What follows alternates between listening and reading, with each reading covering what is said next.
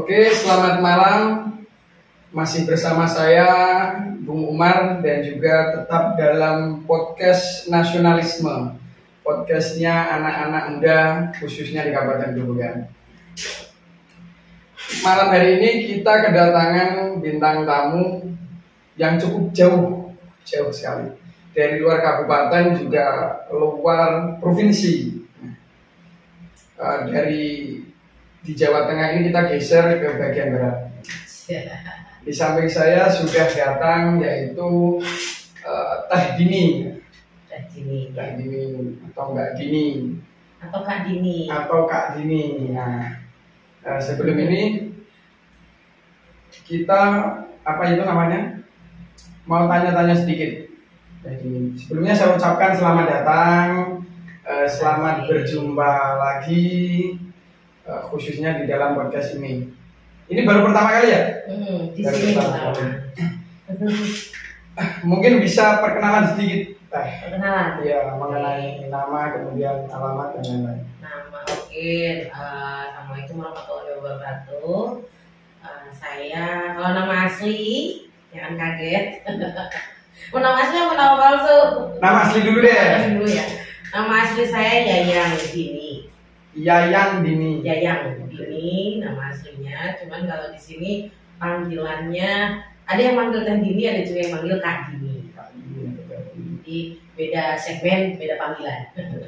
Seperti itu. Tapi untuk yang tertera di KTP ataupun nama itu formal. Nama formal tetap Yayang Dini. Ada Yayangnya gitu? Tetap asli itu, nggak percaya? Ya, ini. Asli itu pemberian orang tua saya di Bandung. Teh Dini, itu kok ada nama Yayang itu marga atau gimana? Atau ada arti tersendiri? Enggak, kalau nama Yayang itu kan dulu pemberian dari almarhumah nenek saya. Jadi itu karena saya cucu pertama, jadi disayang-sayang gitu. Oh gitu. Jadinya namanya Yayang Dini. Itu asli. Kalau nggak percaya saya kasih lihat KTP. Jangan. Nanti aja di belakang. Gini, Teh Dini. Ya.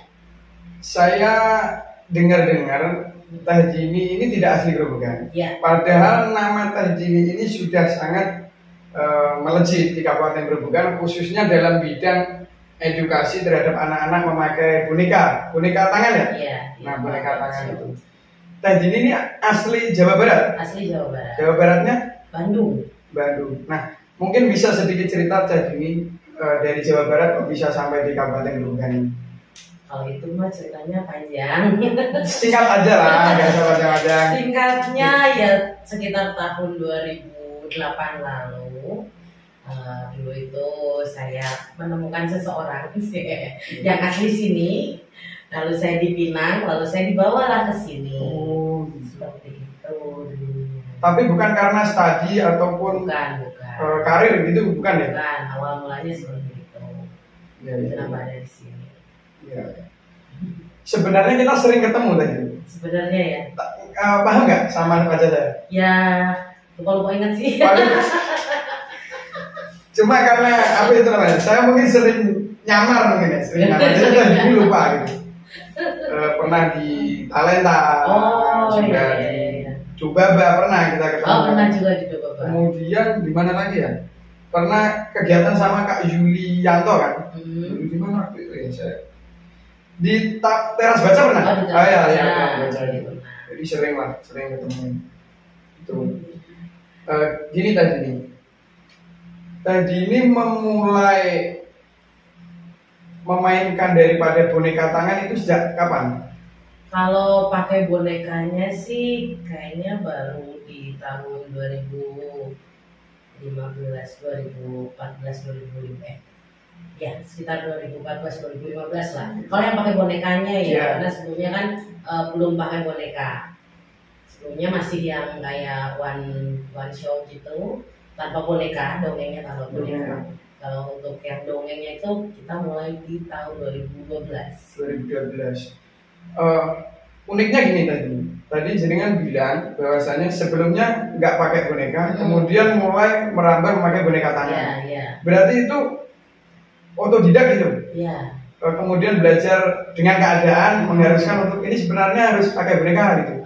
Sebenarnya bukan seharusnya ya, cuman gini loh, untuk icon lah ya. Jadi ada kayak contohnya kayak Ria Ernest dan Susan. Kan Ria Ernest pasti ada Susan gitu. Nah, saya juga bukannya meniru tapi pengen membentuk icon nih, karakter tersendiri. Kak Dini dengan siapa? Gitu. Ini tadi sebelum masuk lebih dalam kepada boneka tangan, saya ingin tanya dulu Teh Dini juga kuliah. Kalau kuliah ya saya belum, waktu itu enggak. Soalnya kan ketika mungkin orang-orang melihat ketika ada orang yang mampu mainkan boneka tangan itu anak teater, kemudian anak seni ataupun apa mungkin. Kalau untuk seni sendiri memang dari keluarga saya di Bandung itu memang kita keluarga seni. Gitu. Cuman bukan di bidang dongeng juga sih sebenarnya ya, karena di keluarga itu dulu punya sanggar seni tari, seni musik, seni budaya Sunda seperti itu. Berarti memang dari darah keluarga sudah mengalir darah kesenian gitu. Betul. Dari keluarga sudah ada darah seni. Cuma kan beda bidangnya aja. Nah, dulu kan ya kita di dunia tari, musik, budaya Sunda.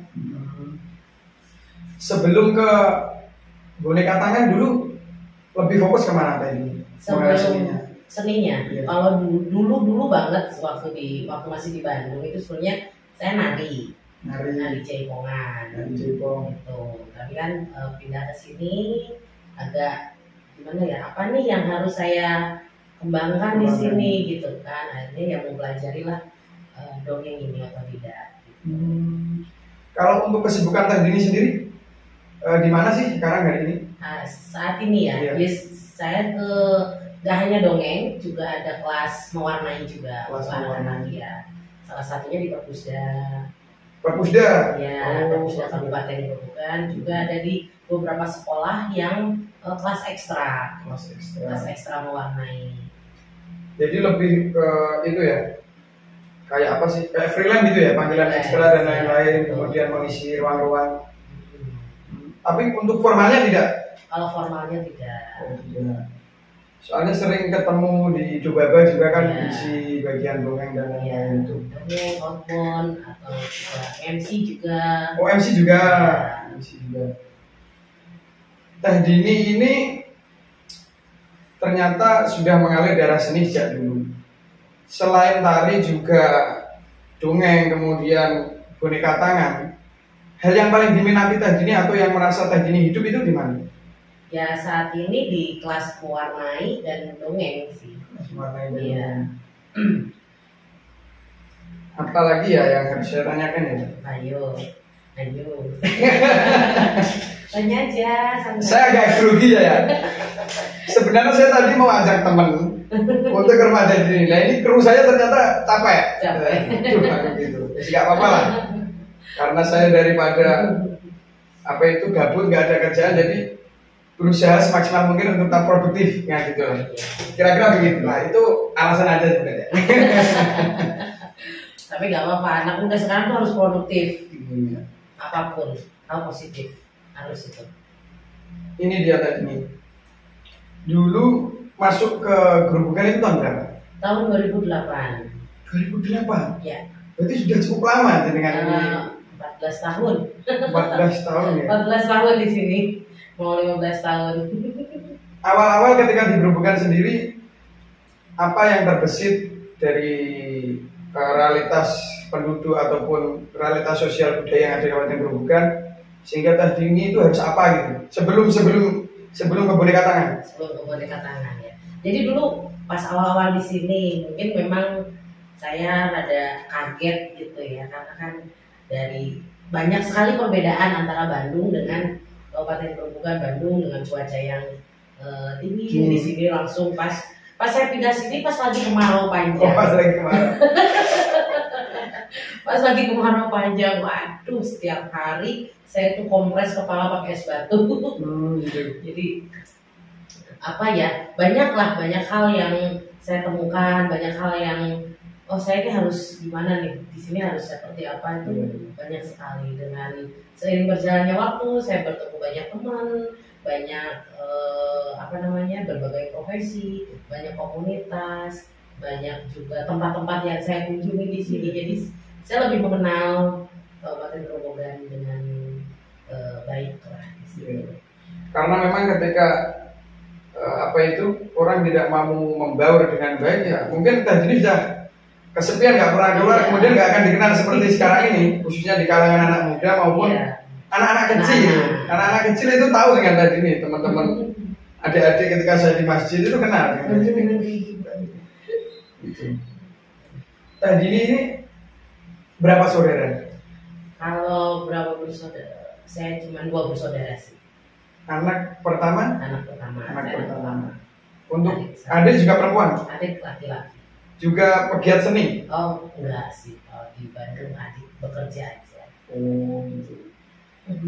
Kemudian ini tadi, Teh Dini ini belajar secara otodidak dengan boneka tangan. Itu ada guru ataupun bagaimana caranya? Pertamanya sih di sini ya. Jadi dulu itu saya tuh guru TK dulu. Dulu begitu pindah sini ada saya pengajar. Terus ada guru saya Kak Erwin. Jadi Kak Erwin itu membuka kelas mendongeng waktu itu. Saya waktu itu masih jadi guru dan saya tertarik, saya daftar. Dan Kak Erwin membuat kelas mendongeng itu berkelanjutan. Jadi satu kelompok ini 4 kali pertemuan, 4 apa 3 gitu saya lupa ya, 4 kali pertemuan dan kuota hanya 10 peserta. Dan itu selama 4 kali berturut-turut itu saya datang terus. Karena saya memang minat juga, saya suka. Jadi pertemuan pertama 10 orang termasuk saya, yang pertemuan kedua yang 10 orang itu yang 5 orang udah ganti, saya masih ada di situ. Pertemuan selanjutnya semua orang nggak hadir, ya hadir saya. Selanjutnya saya peserta terakhir yang komitmen itu Anda sendiri. Gitu akhirnya Kak Erwin terus ya udah kita membentuk lah kayak komunitas dongeng gitu. Dan selain sama Kak Erwin juga saya manfaatkan momen-momen tertentu lah. Misalkan ada ada info nih di Jogja ada pelatihan bersama master, saya berangkat ikut pelatihan. Terus waktu saya pulang ke Bandung, saya manfaatkan momen ketemu teman-teman pendongeng yang udah terkenal di Bandung. Saya datang, saya temuin, dan waktu itu nggak sengaja juga saya hubungi teman-teman pendongeng Bandung pas lagi syuting di MTV. Akhirnya saya ikut saya datang, saya ikut juga di situ gitu, terjun sekalian belajar gitu kan. Untuk ketika ke Jogja bertemu master itu juga mengenai boneka tangan? Campur sih, ada yang bawa boneka, ada yang enggak. Jadi untuk spesifiknya ini gimana sih sebenarnya tadi? Mengenai apakah dongeng sendiri, kemudian boneka tangan sendiri, kemudian cerita sendiri gimana? Nah, itu tergantung sih, kadang ada yang minta boneka tangan saja, jadi saya interaksi sama boneka saja. Tapi kalau kebanyakan dan yang sering saya lakukan itu boneka saya hadirkan di opening atau di closing, selanjutnya saya dongeng sendiri. Kalau dari yang disampaikan pertama kali ketemu Kak Erwin, tadi kan ada 10 anak. 10 orang. Itu 10 orang itu harus itu terus? Maksudnya? Tadi kan kuotanya 10, katanya. Itu nggak boleh diganti itu? Nggak boleh pemain pengganti? Iya, karena kan itu berkesinambungan ya, jadi materinya kan berkelanjutan gitu. Materinya kan harusnya lanjut. Nah, di pertemuan kedua karena orang baru, akhirnya Kak Erwin mengulang materi yang sebelumnya. Dan gitu, akhirnya nggak lanjut tuh materinya kan. Pertemuan berikutnya malah nggak pada datang, saya aja kan gitu. Ya, memang buat session gitu ya, sengaja untuk tetap ikut serta. Setelah ini ceritanya gimana nih? Setelah ini ceritanya gimana? Teknik apa nih? Misalnya hari ini teknik suara, besok tekniknya gestur, teknik apa kan seperti itu. Oh, tapi ketika itu khusus teknikal tata cara penggunaan boneka tangan? Ada juga. Cuman waktu itu belum spesifik banget sih ya. Jadi kalau untuk boneka tangan lebih ke otodidak aja sih, berlatih sendiri saya.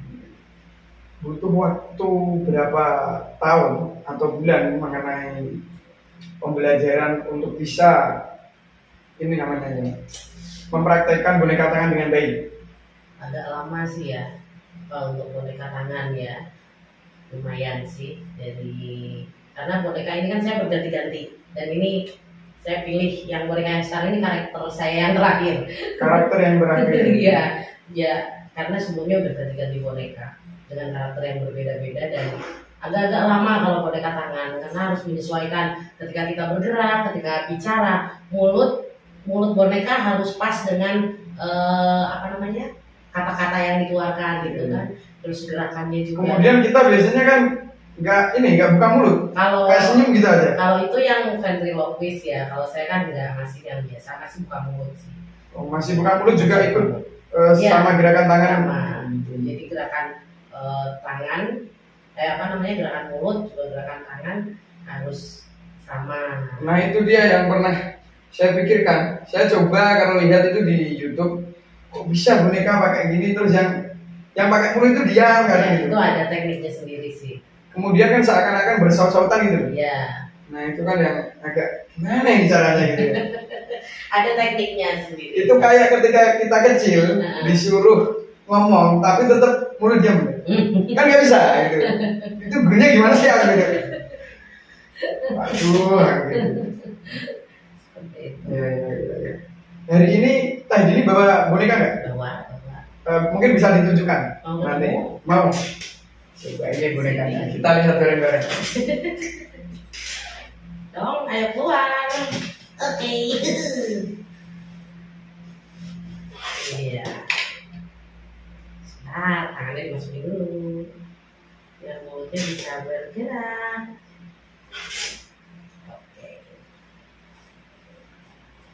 Halo. Namanya siapa? Mau kenalan? Ya dong. Nama aku Aliando. Aliando, kok kamu ganti-ganti nama? Aliando mana ada rambutnya seperti itu? Iya, aku kan ganteng. Aliando kayak kakak ini loh. Kamu kan dong. Bukan. Kok bukan? Aliando. Kok ke Aliando katanya? Dong. Iya, oke. Iya. Namanya Dong. Dong ini lahir tahun berapa? Aku lahir tahun, kalau nggak salah tahun 2018. Lupa. Dong hobinya apa? Hobinya tidur. Kok hobinya tidur sih? Iya, aku ngantuan soalnya. Loh, ini sering menjelajah loh di Gerobogan. Ya kan enak kalau aku ngantuan. Nah, kok enak? Pas Kak Dini perjalanan jauh, aku tak bobo aja di jalan. Malahan bobo aja. Iya toh Dong. Dong sukanya cerita apa biasanya ini? Maksudnya? Untuk spesifikasinya? Ceritanya. Ya, ceritanya sih kalau untuk Dong ya, biasanya untuk mencontohkan ke anak-anak cerita tentang yang anak yang rajin seperti itu. Oh gitu. Jadi menekankan pesan moral. Gitu. Setiap main itu 2 boneka atau 1 tadi? Tergantung, kalau bareng tim kita ada operet bonekanya bisa 3, 4. Tapi setiap orang bawa 1 gitu? Ya kadang saya bawa 2. Oh bisa ya? Bawa 2 kan gitu. Tergantung. Tapi kalau saya sendiri saya bawa 1. Tapi capek nggak Tan untuk bawa boneka ini? Kita kan harus bicara ganda lah katakanlah. Ya mungkin awal-awal dulu emang sempat capek gitu. Capek ya? Sekarang enggak. Enggak toh? Enggak. Sekarang enggak. Tapi kalau awal-awal emang masih bingung, jadi kadang ketuker gitu kan suaranya. Dong malah jadi suara saya. Dan saya yang ngomong jadi suara dong gitu. Kalau awal-awal biasa lah ya, penyesuaian. Tapi lama-lama ya udah lancar lah. Dong. Ya. Kamu pernah salin baju gak? Aku belum. Belum ya? Belum katanya. Nanti habis ini tak kasih baju. Asik. Makasih. Aku mau dikasih baju. Iya. Seneng gak? Seneng banget. Ini kalau anak kecil pasti tahu kayak gini seneng ini. Anak-anak tergantung. Ada yang seneng, ada yang takut. Ada yang takut? Iya. Padahal kan nggak nakutin. Beda kalau di zaman masa kecil saya ada barongan. Itu orang pasti takut kan saya. Kadang-kadang saya lihat sikon dulu nih. Ada anak-anak, lihat dulu anak-anaknya kayak gimana nih ya kalau misalnya sih. Makanya saya bilang kadang di opening atau di closing. Tapi sering-seringnya saya keluarin di closing aja. Karena kadang ada anak-anak yang takut sampai nangis, sampai lari. Sampai ada yang gitu. Ada. Tapi ada juga anak-anak yang gemes. Iya. Sampai ditarik-tarik gitu kan. Dia maju itu narik sampai ditarik-tarik, sampai direbut pernah tuh. Ini udah kemana dongdongnya, saya masih di atas panggung. Dongdongnya udah kemana, diambil anak-anak. Oh, ketika disampaikan gitu? Enggak, lagi dipegang gini, disambut anak. Dibawa pergi gitu? Dibawa pergi. Dikiranya hidup beneran gitu mungkin ya? Sampai kadang-kadang udah selesai itu ya, boneka, dongdong udah masukin tas.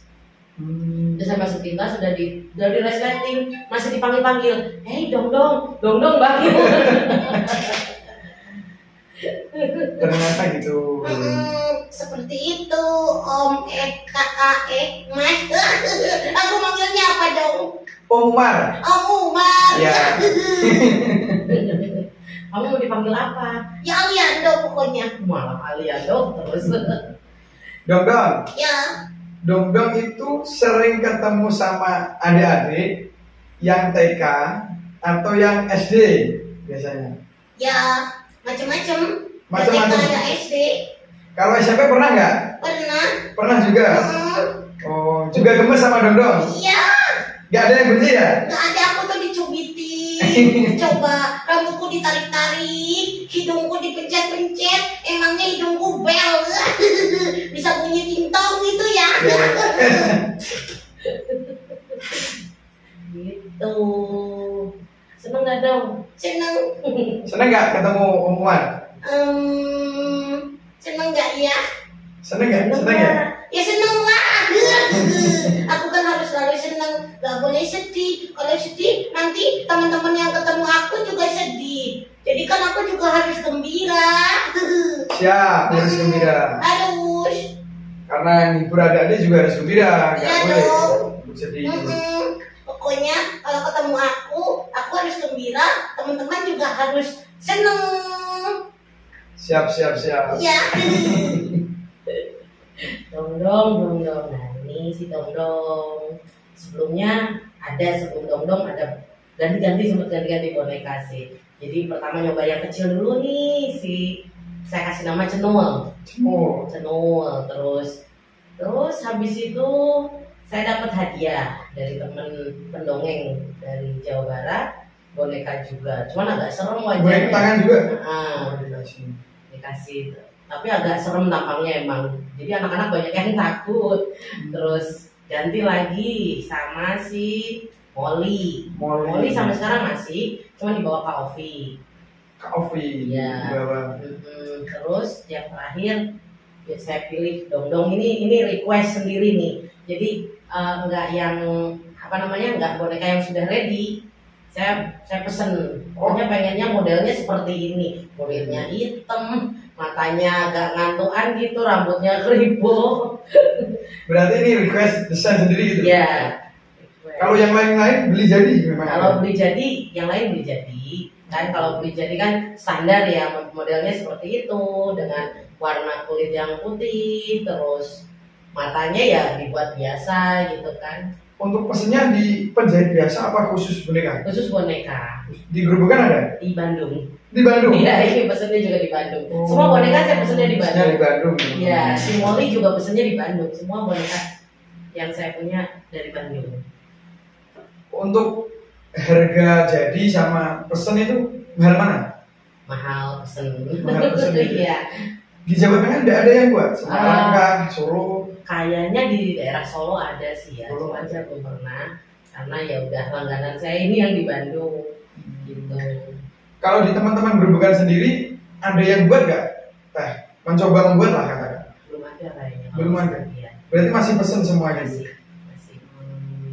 Kalau Teh Dini sendiri punya berapa boneka saat ini? Ya sebenarnya ya itu tadi semua yang saya sebutkan. 5 tadi ya? Cuman yang Yang lain kan karena sering dipakai buat operet, jadi daripada saya bawa-bawa akhirnya disimpan di kaofi semua boneka-bonekanya. Yang saya bawa saya ini dong aja karena ikut saya kemana-mana gitu kan si dong-dongnya dong ya. Pokoknya aku yang ikut terus Kak Dini kemanapun. Yang setia ya? Iya dong. Yang setia apa yang nganggur? Yang gak berani ngomong. Gak berani ngomong malah. Tadi ini kalau haus bisa sambil minum tadi. Oh oke. Ini tadi udah disiapin. Aku Gak bisa, kamu gak bisa nanti basah. ya. Kamu nanti aja minumnya. Ya, oke. Terima kasih Om. Terima kasih. Gitu, ini si dong.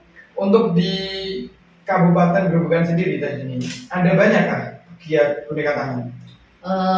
Untuk saat ini baru berempat ya. Berapa? Tadi ini Saya Kak Erwin, Kak Ovi, Kak Yuli. Kak Yuli. Kak Yuli juga kan pakai boneka tangan juga. Oh, baru atau sudah dari dulu? Kayaknya kalau Kak Yuli baru. Baru ya Kak? Oh. Untuk kegiatannya biasanya apa tadi ini daripada teman-teman ini? Maksudnya ada aliansinya kan? Komunitasnya bareng. Nah, hal yang dilakukan biasanya apa? Kalau dulu kita kalau pas awal-awal sering kita ada latihan, ada apa namanya, selain latihan juga gimana nih kita konsep nanti kalau kita mau perform seperti apa itu dulu. Tapi karena kalau sekarang mungkin karena kesibukan masing-masing ya, jadi udah jarang ketemu. Tapi ketika ada job bareng diusahakan. Seperti itu. Tapi juga sibuknya kan juga karena itu ya, panggilan kan mana-mana. Iya. Dan ini sendiri kan saya tahu, kemudian Mas Yuli juga sempat ke lintas kabupaten begitu kan. Kalau saya kan satu timnya saya Kak Erwin, Kak Ovi. Jadi gitu, apa namanya, kalau ada pas job nih satu tim ya diusahakan. Bisa itu ya dong ya. Kalau untuk ini tadi ini biasanya kan sering diundang. Itu sering hanya TK, SD atau campur sih biasanya? Campur, tergantung permintaan. Ada yang di sekolahan, beda-beda, ada event, ada di ulang tahun, atau di acara-acara lomba, atau acara santunan anak yatim. Beda-beda, jadi enggak. Apalagi kalau yang kayak di acara ulang tahun itu kan campur ya, yang hanya TK, SD, terus apa namanya kayak di acara santunan seperti itu juga kan campur ke anak-anaknya, apa namanya, beda-beda usianya. Ya. Untuk tingkat kesulitannya ketika campur dan sama daripada audien beda nggak? Beda. Mungkin bisa dijelaskan tadi. Bedanya kayak misalkan untuk anak yang sama nih usianya, misalnya TK nih ya. Oke nih, kalau di TK di cerita sama di teknik mungkin ya. Kalau di TK kan, misalnya kalau di TK saya lebih banyak ke ekspresinya dibanding ke penekanan pesan moralnya, gitu. ke materinya gitu. Tapi kalau udah yang campur dan ternyata banyak yang lebih besar, kita ditekankan ke pesan moralnya juga. Tapi kalau banyak anak-anaknya, banyak yang TK ke bawah, banyak di ekspresinya gitu. Nah, berarti dari sini main itu nggak sekedar main gitu. Nggak sekedar main. Kita juga mengamati audiens. Ya. Karena kan istilahnya kalau dongeng itu kan sama dengan dakwah untuk anak-anak. Anak-anak kalau dikasih pengajian kan ngantuk pasti. Ya, makanya ini bedanya kemasannya. Sama saja sih sebenarnya kan ya dengan kita dakwah, cuman kemasannya aja dibuat dongeng, dibuat lebih lucu. Anak-anak diajak main dulu kan. Kalau mau dongeng kan saya ajak anak-anak main-main dulu. Saya kasih games, saya kasih tepuk-tepuk, ice breaking seperti itu. Untuk ini tadi, mungkin harapan atau tujuan Teh Dini sendiri, kenapa harus fokus pada literasi untuk anak-anak, khususnya dengan boneka tangan itu apa tadi? Cita-citanya Teh Dini, kemudian alasan terbesar Teh Dini lah katakan. Alasan terbesar gini loh, saya lihat perkembangan zaman sekarang ya, era digital, anak-anak tuh udah jarang sekali yang namanya berani berinteraksi. karena kan udah pakai gadget ya, hampir semua anak pakai gadget. Dan anak-anak itu udah yang ya udah kalau udah pegang gadget dia udah nggak peduli siapapun. Sampingnya, depan belakang siapa, sampai dipanggil. Kadang maaf dipanggil orang tuanya aja kadang nganu ya. Sedangkan zaman kita dulu kan beda ya, anak-anak lebih dengan siapapun bisa ramah. Nah, saya hanya ingin mengembalikan ini loh, masanya anak-anak tuh harusnya seperti ini gitu. Jangan sampai anak-anak sekarang tuh dewasa sebelum waktunya, sampai anak-anak tuh sampai lupa dengan tata krama, sopan santun seperti itu. Jadi ingin ini ya, menstandarisasikan bahwasanya interaksi sosial kepada anak-anak itu seperti ini, hal-hal yang dibangun kegiatan anak-anak itu seperti ini. Permainan-permainan mungkin yang bisa melibatkan tim secara langsung. Kemudian ya memang saya pernah ketemu anak-anak. Jadi saat itu saya perjalanan di suatu desa pelosok. Ketika itu saya lapar di tengah malam, ya nggak tengah malam sih, habis maghrib saya lapar. Kemudian di sini warung sepi. Saya lihat di depan gang itu banyak anak nongkrong. Saya mau tanya warung di mana yang dekat. Semuanya sih gadget saya, dek. Saya mau tanya untuk di mana warung yang buka, yang jual makan itu udah ada yang namanya ya, nyaut gitu ya. Mereka udah asik sendiri. Gitu kan. Gimana ini gitu. Ya miris ya, sedih sih lihat anak-anak sekarang tuh kalau ya mereka kumpul main bareng tapi sendiri-sendiri gitu kan. Iya. Kemudian kepedulian sosialnya itu tadi ya. Yang kurang terbangun, kurang kesadarannya. Kalau untuk harapan Teh Dini sendiri, ketika Teh Dini memilih jalan sebagai katakanlah bisa dibilang Teh Dini kan sekarang juga aktivis civil society, tapi cuma dengan jalan bagaimana fokus edukasi literasi menggunakan boneka tangan. Nah, harapan Teh Dini sendiri sekarang. Kalau tadi kan alasan terbesar, sekarang harapan Teh Dini itu bagaimana ketika Teh Dini berjuang dengan sesuatu yang dimilikinya, dengan saya bisa mendongeng, kemudian saya bisa ini loh pesan yang harus diterima oleh adik-adik dengan membawa boneka agar tidak bosan. Itu mungkin apa tadi? Apa ya?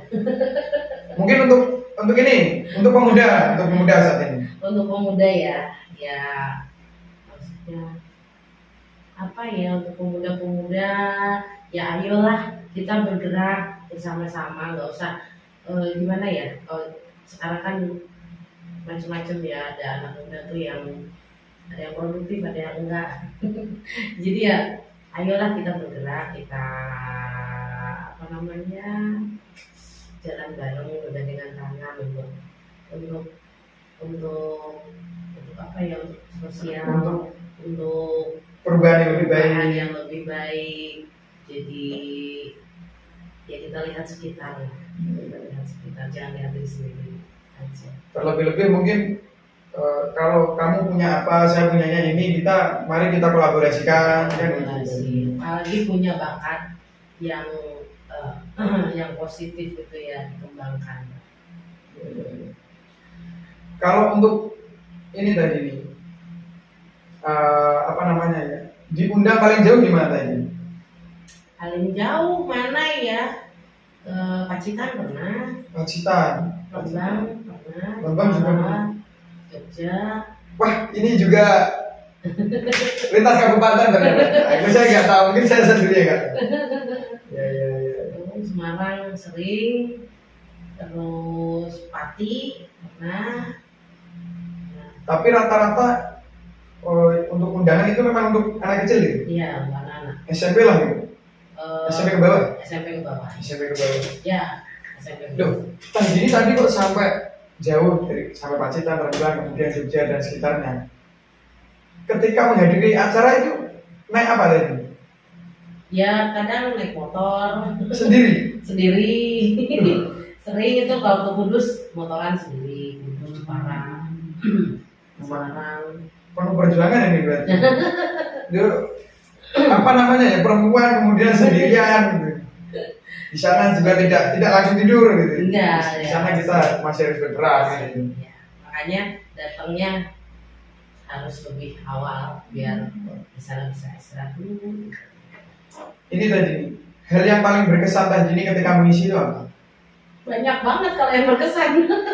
Satu saja lah katakanlah, mungkin ada yang enaknya gimana kemudian mendapat peristiwa apa gitu. Banyak sih ya yang berkesan itu dari yang anak-anak, mungkin tempat mungkin ya yang saya yang bikin ini di pelosok, ketika saya ngisi di pelosok desa gitu. Di Grobogan atau di Grobogan atau di luar kota juga, tapi mungkin kita ke Grobogan dulu aja ya. Kayak di daerah pelosok desa mungkin mana ya, Kedung Jati, Desa Panimbo. Itu kan sudah berbatasan dengan Boyolali ya. Iya. Itu ada acara dikumpulkan anak-anak satu desa dan itu sangat jauh ya. Saya tahu, ya. Jadi saya senang kalau ke pelosok desa itu karena mereka belum pernah kan mendapatkan ini kan istilahnya hiburan yang mendidik gitu ya. Mereka belum pernah kan. Jadi saya senang di tengah perjalanan itu saya bareng tim jembatan satu-satunya yang mau ke Desa Panimbo itu, karena semalam itu habis hujan tergerus air. Tiangnya itu tinggal separuh. Itu udah ngeri gitu kan, perjalanannya udah ngeri. Waduh, ini deg-degan, takutnya mobilnya nanti gimana gitu ya. Dan itu baru ketemu, dan puasnya itu sampai sana anak-anak sangat-sangat antusias. Banyak ketika itu ya? Banyak, penuh satu. Itu pendopo itu sampai penuh banget. Jadi apa itu memang hal-hal yang dilewati, kemudian pengalaman-pengalaman yang didapatkan memberikan dampak kepuasan tersendiri lah katakanlah. Seperti itu tadi di desa, melihat mereka yang belum pernah gitu ya, mungkin sangat antusias. Di sana nggak ada sinyal lah? Nggak ada. Berarti nggak pernah main gadget atau YouTube gitu? Tapi jarang. Ya mungkin masih jarang ya kalau di sana. Pokoknya yang berkesan itu ya di pelosok-pelosok desa itu sangat-sangat berkesan. Banyak sih kalau kesannya banyak banget. Terlebih-lebih katakanlah butuh hiburan daripada anak-anak ini gitu ya. Tapi saya rasa kalau di Kabupaten Grobogan sendiri masih banyak seharusnya yang bisa dijangkau lah kan. Iya. Seperti itu. Kalau yang paling yang paling sedih sih pernah nggak? Iya, pernah juga. Apa itu? Paling sedih itu terjadi di beberapa tempat. Karena kalau saya kan dongeng kan pakai efek suara. Jadi saya nggak hanya suara saya dan suara dongdong. Ada beberapa suara lainnya. Dan itu pun lebih berasa kalau pakai mic. Jadi kalau tanpa mic itu saya memang agak kebingungan. Dan sudah beberapa kali terjadi, ada yang sampai lokasi listriknya mati, ada lagi yang ketika mau dongeng mic-nya rusak, ada lagi ketika mau dongeng dapatnya megapon gitu. Dapatnya megapon terus gimana ya? Ya makanya suaranya mau saya pakai suara apapun kan tetap cempreng. Ya tetap sama kan gitu. Iya. Jadi ya tetap ya saya totalitas tetap saya lakukan walaupun mungkin ya saya kurang puasnya karena tidak bisa maksimal gitu kan apa yang yang didapatkan anak-anak gitu kan, karena suaranya sama semua kalau pakai megapon. Sedihnya seperti itu sih kalau dapat pengeras suara yang kurang. Tapi untuk ketika undangan, ketika manggung lah katakanlah itu enak sendiri atau bareng tim? Sama, dua-duanya enak. Sama ya. Memang kalau kita menikmati itu apapun yang kita lakukan pasti bisa bisa puas gitu lah kan. Beda lagi kalau kita terpaksa itu rasanya kayak lama gitu.